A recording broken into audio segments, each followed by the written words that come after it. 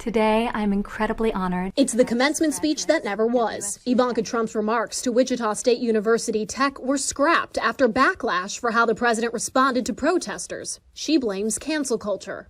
A similar instance this week for the now former editorial page editor for the New York Times, James Bennett, resigning after the paper ran an op-ed by Republican Senator Tom Cotton on the use of military troops in American cities. Their own newsroom that apparently gets triggered if they're presented with any opinion contrary to their own. This pattern of unforgiving, all-or-nothing mob mentality isn't just focused on individuals who do something offensive. It's also merging into broader political thought on both sides of the aisle, with calls to dismantle entire institutions. Some Democrats want to defund police departments, while some Republicans want to defund public schools. The Democrats are the party of rigid ideology and total conformity. President Trump, though, is one of the quickest to pull support for someone when their loyalty for him is in doubt, like he recently did for Republican Senator of Alaska Lisa Murkowski, saying he'll endorse any opponent of hers with a pulse.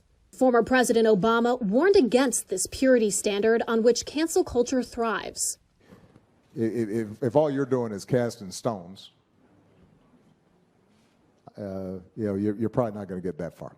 But cancel culture can't be blamed entirely on people. Researchers at Michigan State University found the algorithms of social media platforms are designed to amplify outrage. We end up looking like we are very divided because the algorithms are only showing things that will get extreme reactions.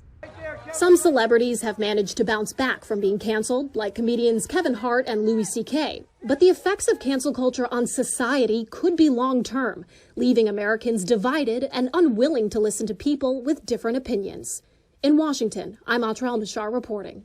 Well, and with that, we'll say thank you, City Council, and all who were part of this process, and welcome Chief Lee. Soon, Boise will have a new police chief. Mayor Lauren McLean welcomed Ryan Lee with open arms, and the City Council expressed their support during the meeting. Tonight, Ryan Lee was appointed as Boise's next police chief. CBS 2's Trevor Fay joins us live from Boise City Hall to discuss the City Council meeting. Natalie, tonight's event was months in the making. After searching for a new top cop, Boise Mayor Lauren McLean says she found the best person for the job. Ryan Lee has extensive experience in law enforcement, having served in Portland, Oregon for nearly 20 years. There, he climbed the ranks from officer to assistant chief of police. As for why he decided to come to Boise, I strongly believe that policing must involve and reflect the community, something I know the Boise Police Department is committed to, and a value draws me to it. I look forward to joining the Boise Police Department. Lee is a veteran of the United States Coast Guard and holds a Master of Criminal Justice degree from Boston University. He's also a family man with a wife and children who will be coming with him to Idaho, something that's not lost on Mayor McLean. Really appreciate their dedication to coming together, to embracing this place and the promise of it. That we all sense, and it's kept us here, brought us here as well. McLean's hiring process for chief included multiple panel interviews with professional law enforcement teams, as well as 2 community stakeholder panels and a Boise Police Department panel. Eventually, Lee came out on top. He says he's looking forward to the job. Without exception, everyone I've met from here has been gracious and welcoming. They love all things outdoor. They are respectful and kind to each other. Boise residents project a strong sense of rightful pride in the city. In accordance with coronavirus safety guidelines, Lee will be in quarantine after arriving in Boise before reporting for duty. There's been a large number of people here as far as the protesters have been, but everything that we've really encountered has been very peaceful. Idaho Army National Guard Lieutenant Colonel Ben Cook is the task force commander for the current mission in Washington, D.C. Coming here, being part of this operation to support the security and protection of not only the monuments and other sites as designated, but also making sure that the protesters were kept safe as they were given the ability to demonstrate and express their feelings was just a historic thing for us, and to be a part of something this big and this large was something to take for each one of our soldiers to reflect upon and feel a part of a big movement like this. Cook says troops from 10 states showed up to support the D.C. National Guard, the National Park Police, and Metropolitan Police. All 400 Idaho National Guard members who landed in the nation's capital on Friday were volunteers. Within 24 hours, we were able to have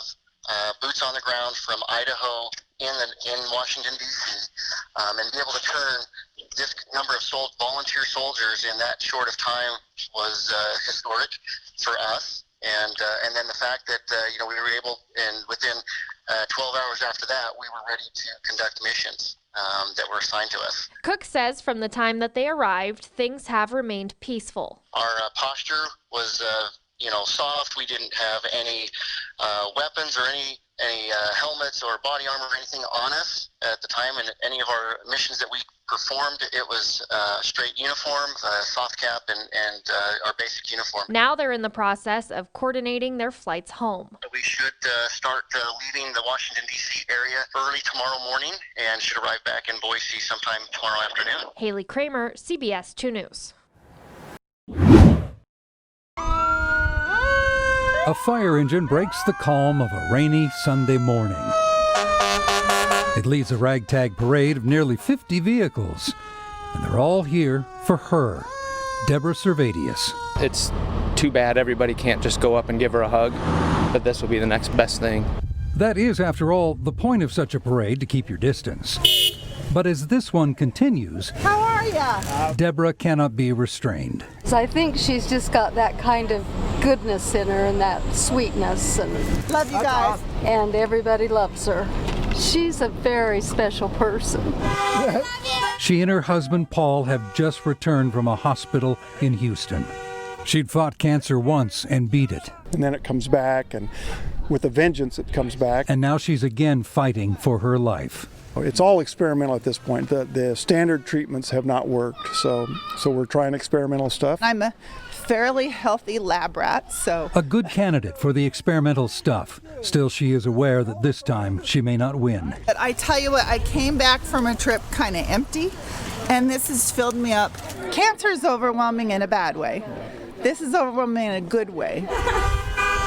Carrie Mendiva organized the parade. You mention her name and people show up. That's because Deborah has shown up for them over so many years of giving through St. Vincent de Paul and serving as a mentor out at the prison. She was the light in the darkest spot of my life. She's willing to do anything for anybody. And this is some way that we can just lift up her spirits and show her that we love her. Oh, hi, Mike! And now they are here for her. I just wanted her to come home and feel love, see for herself how much she means to everybody.